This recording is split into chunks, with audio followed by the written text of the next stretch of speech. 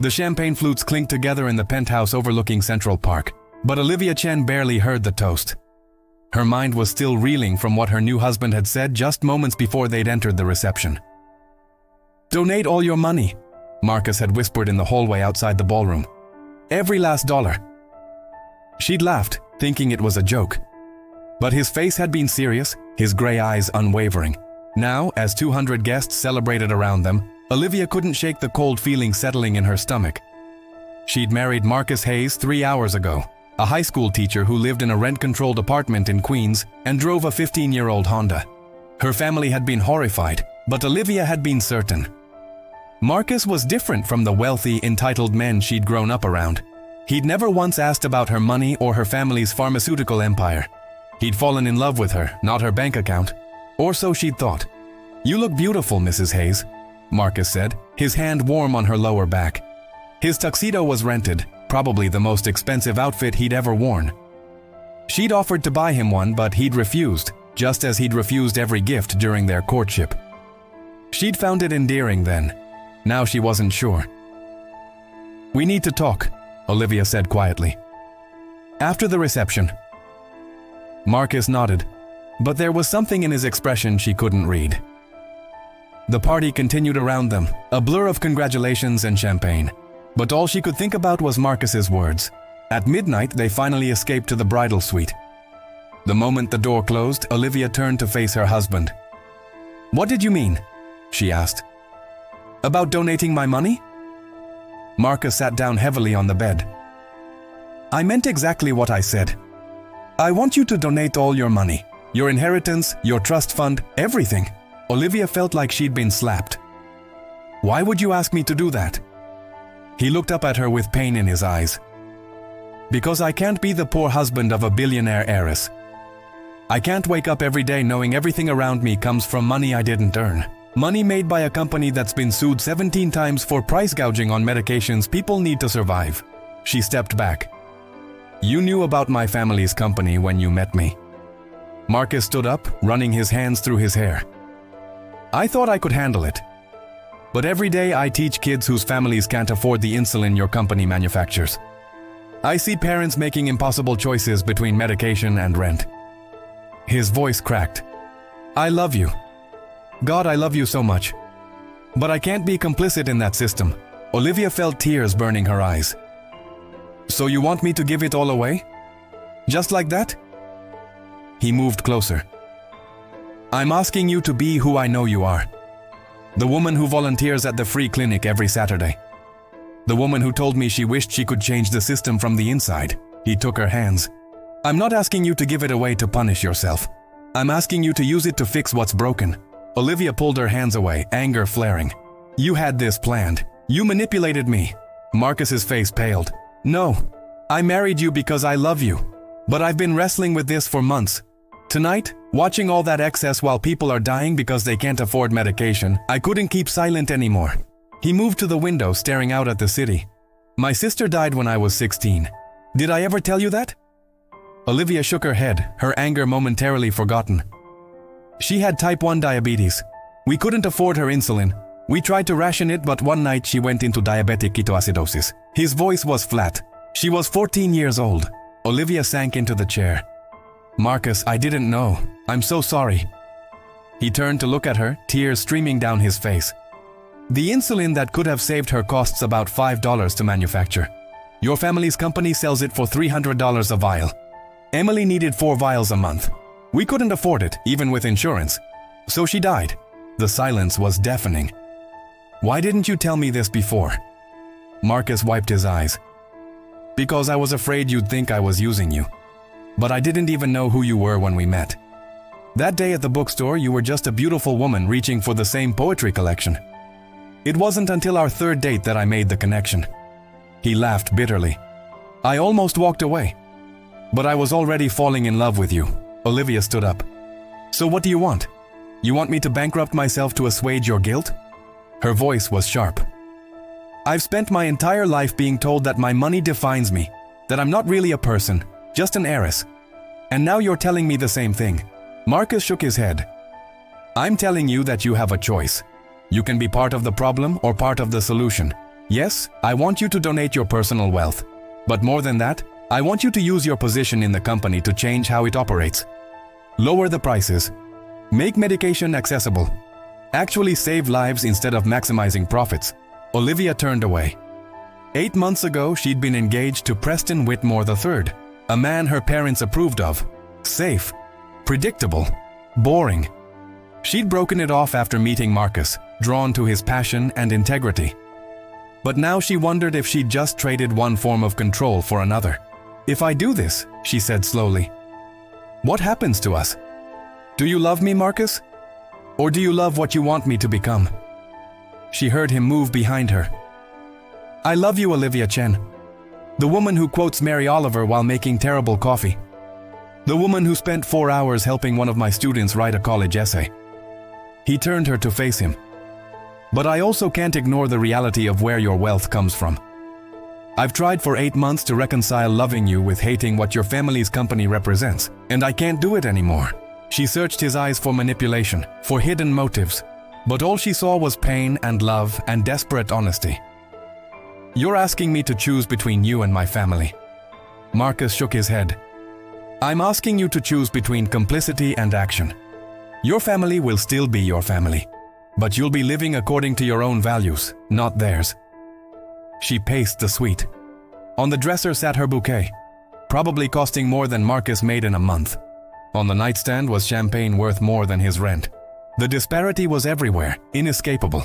I need time, she said finally. You're asking me to dismantle my entire life. I can't make that decision in one night. He nodded. I understand. But I need you to understand something too. I can't live off your money.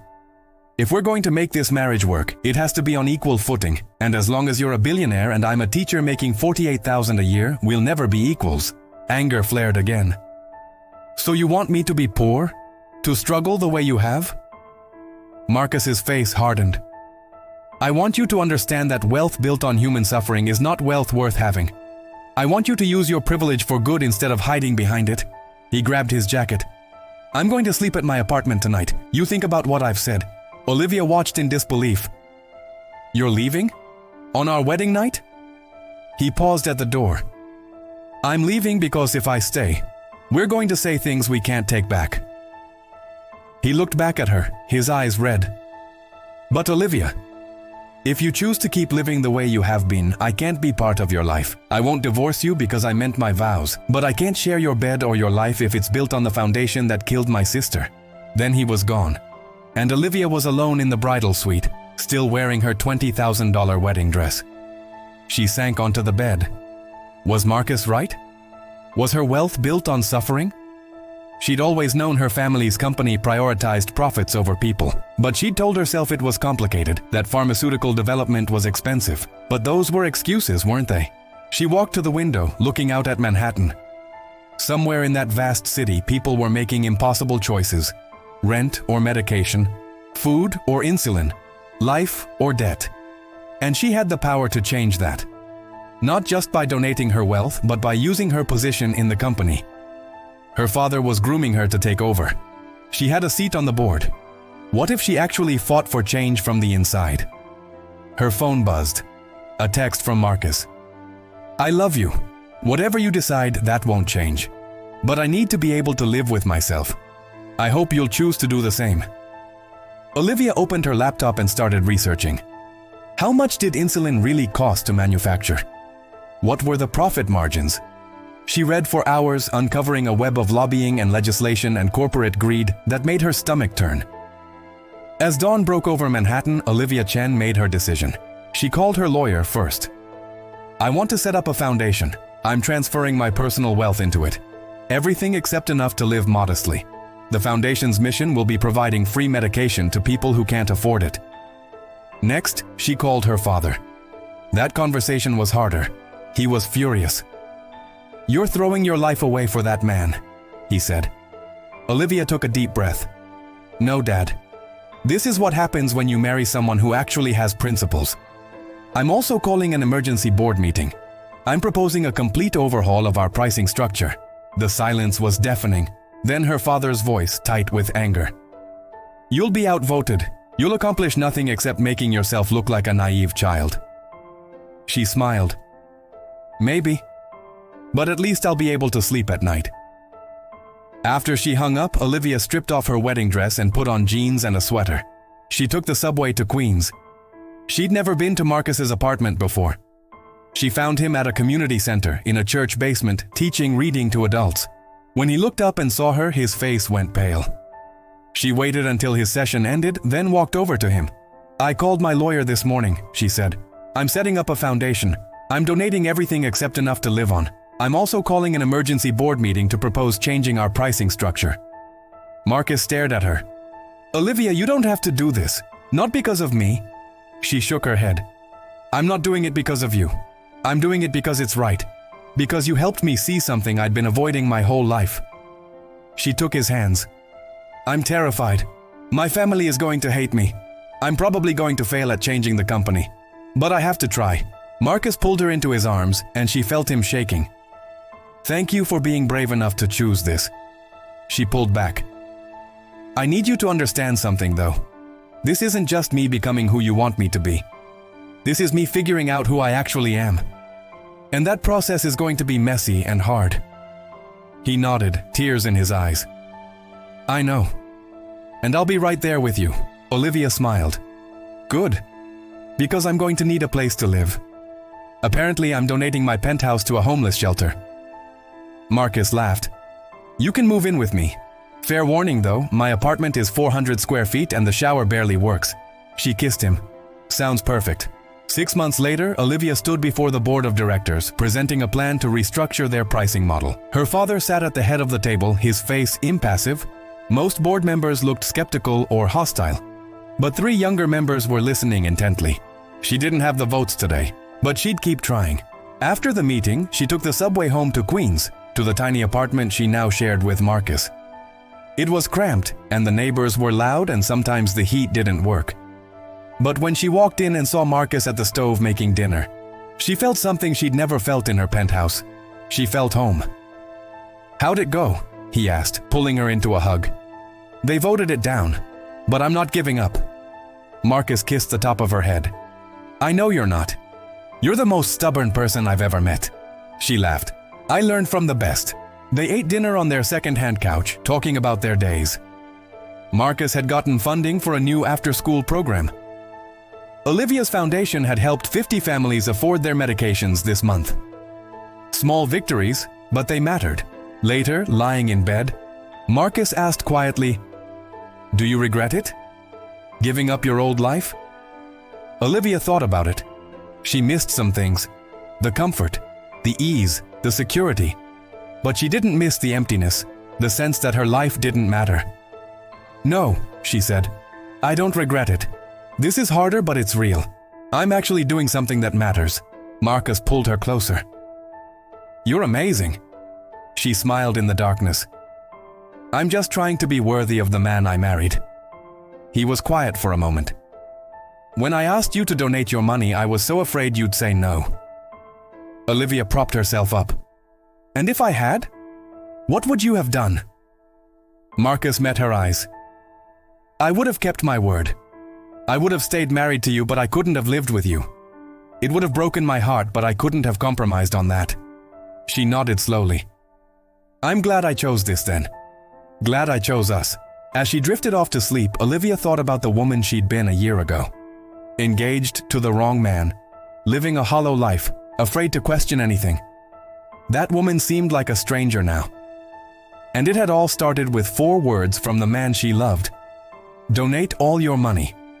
It had sounded like a demand, a test, a manipulation. But it had actually been an invitation. An invitation to become who she was always meant to be. Someone who used her privilege for good. Someone who fought for change. Someone who chose conviction over comfort. And every day she chose that path again. Not because Marcus asked her to, but because she couldn't imagine living any other way.